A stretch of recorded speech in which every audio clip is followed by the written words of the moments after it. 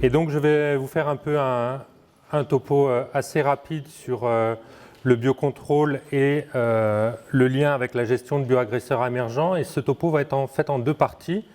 Une partie où j'essaye de réassembler un peu plein de choses qui ont été dites ce matin notamment et sûrement dans les ateliers. Et une deuxième qui concerne plus particulièrement le consortium public-privé qui s'appelle Biocontrôle et qui est une initiative relativement récente. Et toute cette seconde partie, en fait, pour toute cette seconde partie, je me fais le porte-voix de Thibaut Maloza qui participe notamment à l'animation de ce consortium. Donc derrière le terme bioagresseur émergent, donc, on l'a vu tout au long de la journée, il y a évidemment la question des espèces exotiques invasives, dont les dynamiques sont souvent exponentielles, dont le moteur principal est souvent l'activité humaine, notamment le commerce, et dont les causes en termes de sont souvent les ressources abondantes que ces espèces invasives trouvent sur notre territoire, ces ressources étant parfois elles-mêmes exotiques, et aussi l'absence d'antagonistes. Et il y a éventuellement la question du changement climatique comme facilitateur pour certaines de ces espèces invasives. Il y a également la thématique, il y a également le volet espèces indigènes réémergentes, donc qui ont des dynamiques en fait un peu plus complexes parce que souvent c'est des processus qui varient d'une année à l'autre et qui sont plus ou moins locaux. Et ces réémergences en fait sont liées à différents facteurs, notamment le changement des pratiques qui ont été évoqués ce matin, et l'apparition et la diffusion de résistance, notamment aux produits phytosanitaires. Donc c'est bien dans ce double cadre que se place cette présentation. Et de ce point de vue-là, gérer les bioagresseurs émergents, ça se traduit par deux types d'actions, je dirais des approches bioagresseurs centrées. Donc on va essayer de trouver une parade contre le bioagresseur X ou Y qui vient d'arriver sur notre territoire. Donc on a eu pas mal de cas de figure qui ont été évoqués aujourd'hui, avec un objectif soit d'éradication, donc plutôt rarement, et la plupart du temps, on est plutôt sur un objectif de régulation. Voilà. Il ne faut pas oublier quand même qu'il y a d'autres types de réflexions qui visent notamment à rendre les systèmes de culture moins sensibles. Donc ce n'est pas forcément le domaine dans lequel je suis très très compétent, mais en caricaturant un peu, on peut dire qu'il y a deux options qui sont assez radicalement opposées. Il y a des stratégies un peu de fermeture des systèmes de culture de façon à limiter l'arrivée des ravageurs, de les détecter et de les contenir très précocement. Et inversement, il y a plutôt des systèmes d'écologisation des systèmes de culture avec l'attente que l'augmentation de la biodiversité fonctionnelle en fait, permette de mieux réguler les communautés de ravageurs. Donc c'est bien sur le premier volet donc, dont je vais vous parler maintenant. Alors, dans ce cadre, le biocontrôle peut paraître un levier, enfin, est un levier pour gérer des espèces émergentes, des parasites émergents. Et ce qu'il faut bien comprendre, c'est que le biocontrôle, en fait, c'est un sous-ensemble des alternatives aux produits phytosanitaires. Donc, c'est la définition un peu réglementaire. Donc, ça inclut un certain nombre de points, la lutte biologique, la lutte autocide, les médiateurs chimiques, les substances naturelles, et ça exclut d'autres stratégies de lutte qui ont par ailleurs aussi leur intérêt et leur place à jouer dans le cadre de la gestion de parasites émergents.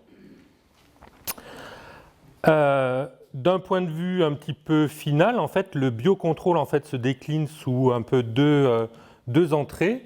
Ce qu'on peut appeler des services, donc des solutions qui sont relativement gratuites. C'est le cas par exemple pour la lutte biologique par acclimatation ou la lutte biologique par conservation quand ces stratégies sont suffisamment efficaces.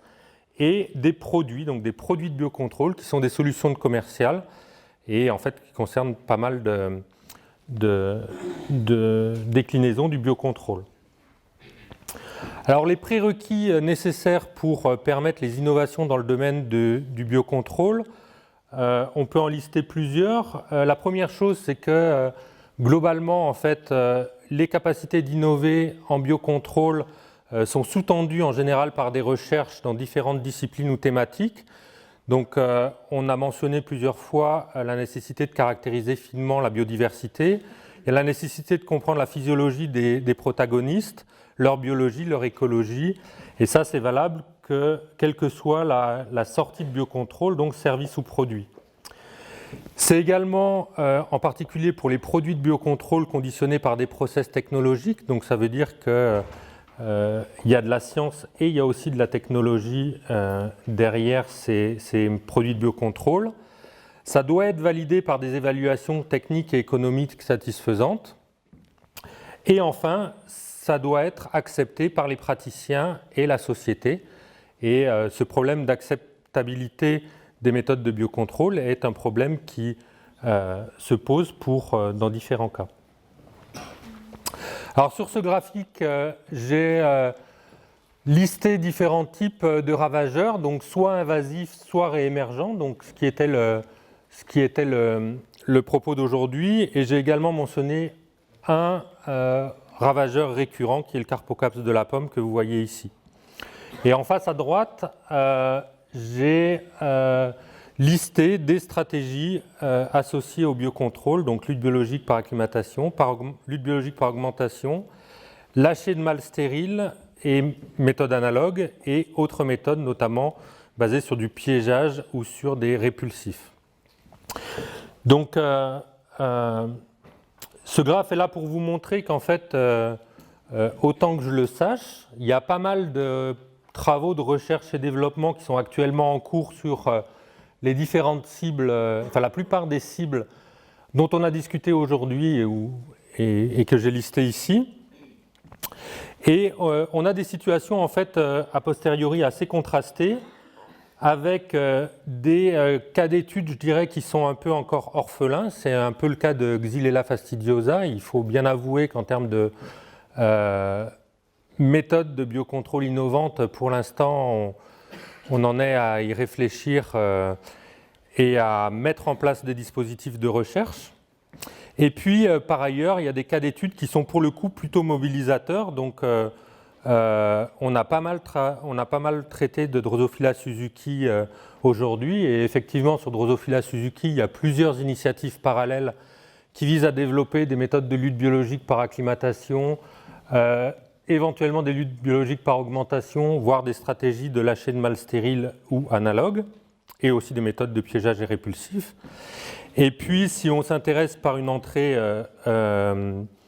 auxiliaire de lutte biologique, il y a par exemple des convergences vers des, je dirais, types de parasitoïdes, comme les parasitoïdes oophages, que ce soit pour les lépidoptères, les punaises, etc.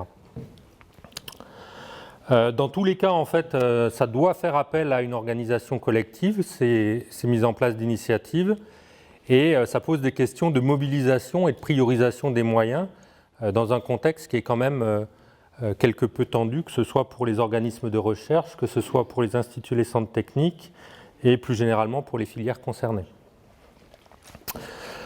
Alors j'en ai fini pour la première partie, j'ai dû faire à peu près 5 minutes, je pense, ouais, il me reste 5 minutes.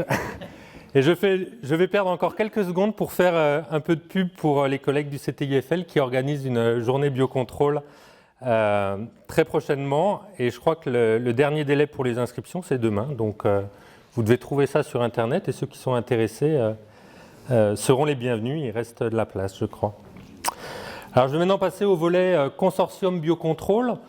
Donc, qui est une initiative récente lancée par l'INRA, qui s'inscrit dans le cadre de politiques scientifiques de recherche et de développement plus nationales. Et l'ambition de ce consortium, donc, c'est favoriser l'usage du biocontrôle et développer une industrie française associée. Donc, une industrie française, ce n'est pas forcément des sociétés françaises, mais c'est des sociétés qui ont une activité sur le territoire national. Donc c'est un processus qui est encore en cours de construction, mais le consortium inclut d'ores et déjà un certain nombre de partenaires, donc soit de la recherche académique, soit du secteur privé, soit des instituts et des centres techniques, et également d'autres partenaires, associations et pôles de compétitivité. Les ambitions du consortium sont assez larges, puisque vous voyez les 5 thèmes mentionnés ici.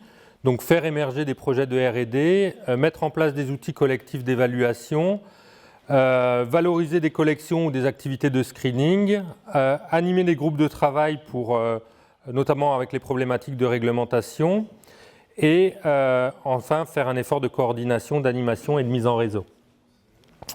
Donc encore une fois, l'initiative est récente et pour l'instant, le premier point qui a été traité consiste à essayer de favoriser l'émergence de produits de recherche et développement.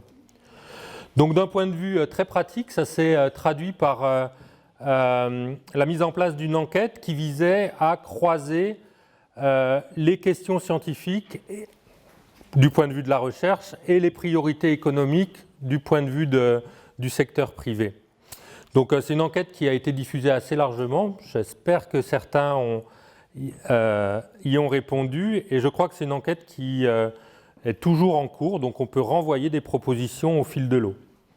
Donc globalement, les organismes de recherche, les représentants des filières ont fait remonter un certain nombre de points qu'ils aimeraient voir traités dans le cadre de collaboration publique-privée dans un cadre pré-compétitif. Et les partenaires privés du consortium ont essayé de prioriser ces retours en fonction de leurs propres intérêts. Donc, vous voyez ici le résultat en fait de